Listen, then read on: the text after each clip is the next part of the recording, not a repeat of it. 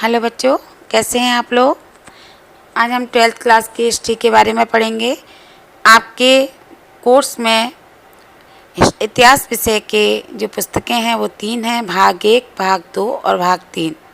आज हम जो प्रथम भाग है भारतीय इतिहास के कुछ विषय, उसके प्रथम अध्याय ईंटें, मनकें तथा अस्थियां हड़प्पा सभ्यता, इसके बारे में आपको बताएंगे। तो बच्चे शुरू करते हैं आज की स्टडी का शुरू करते हैं ये वीडियो। और इस वीडियो को लाइक, सब्सक्राइब और शेयर ज़रूर करें, जिससे कि और बच्चों को भी इसका लाभ मिल सके।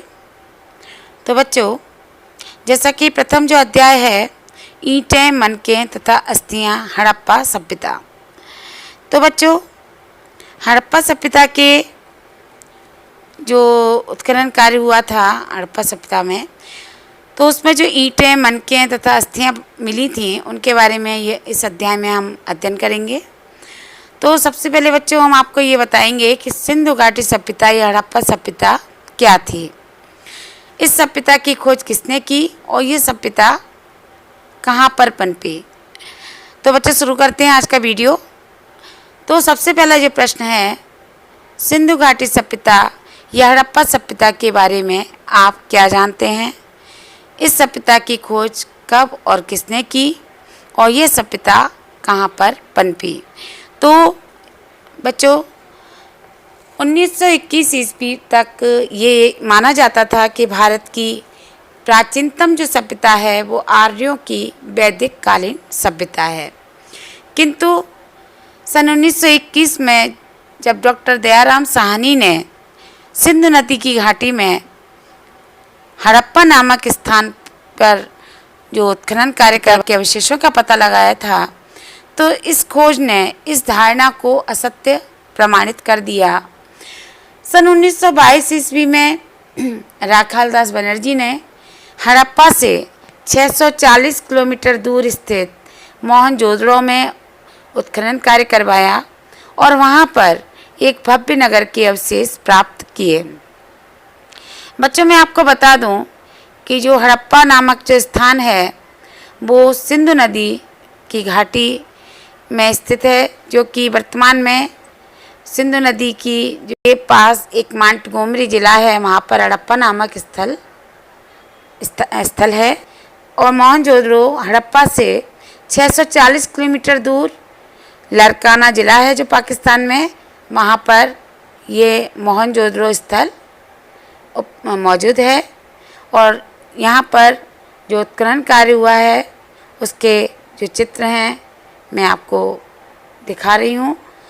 ये देखिए, हड़प्पा सभ्यता के जो अवशेष मिले हैं वहाँ पर जो उत्खनन कार्य चलाया गया उसका चित्र है ये, और मोहनजोदड़ो में जो उत्खनन कार्य चलाया गया उसका चित्र है ये। तो इस तरह से हम देखते हैं कि प्रारंभ में जो उत्खनन कार्य किया गया था वो भारत में सिंधु नदी की घाटी में ही किया गया था, और वर्तमान में जो हड़प्पा और मोहनजोदड़ो पाकिस्तान के लरकाना और मांटगोमरी ज़िले में स्थित हैं।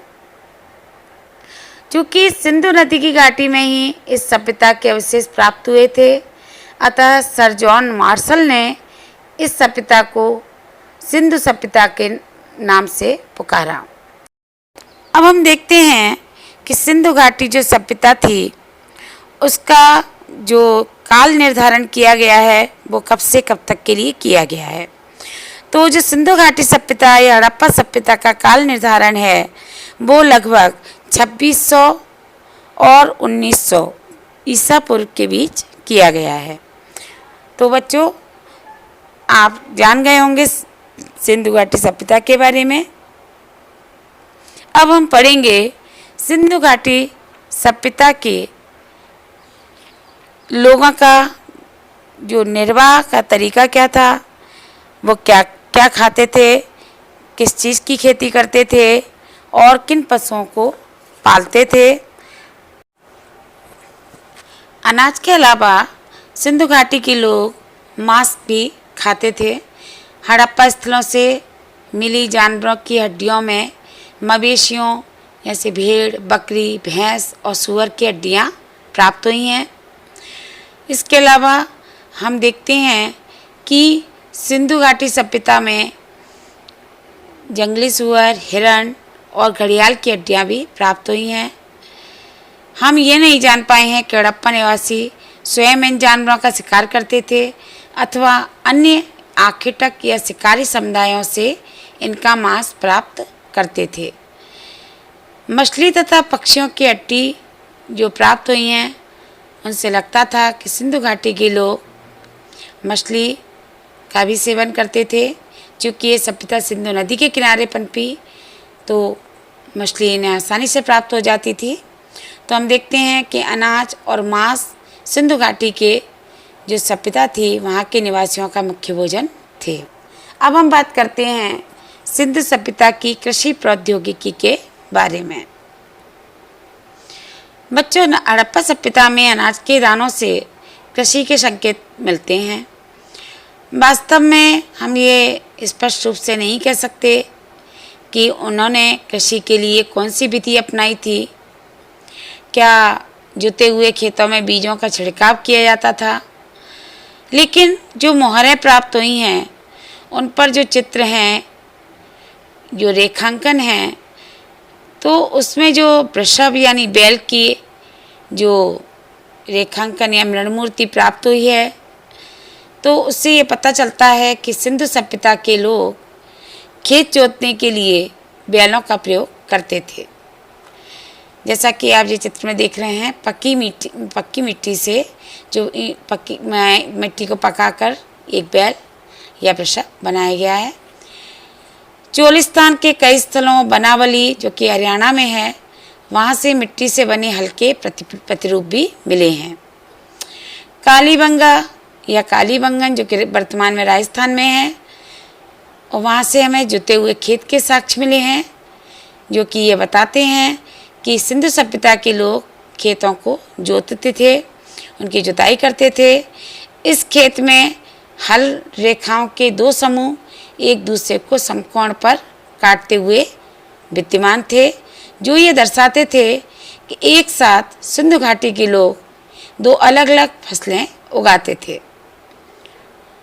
अच्छा, इसमें हम ये देखते हैं कि फसलों की जो कटाई होती थी, इसमें भी सिंधु सभ्यता के लोग विभिन्न प्रकार के औजारों का प्रयोग करते थे।